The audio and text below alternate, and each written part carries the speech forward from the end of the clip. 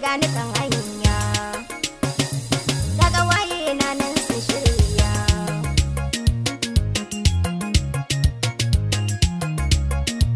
Wasan mu na dandali zani, filin gada na masoya ne. Da kacici nake wakar amma da salo na soyayya. Doki sai ya dau hanya, a gidan tara nan ake nasara. Wasan yar gala-gala da nake muku mun haure gidan tsakiya.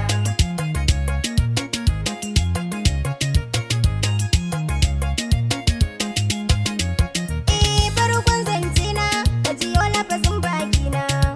Zan so ka rike ni, soyayya ce da amana. Ka rike ni da gaskiya da aminci mu danke juna.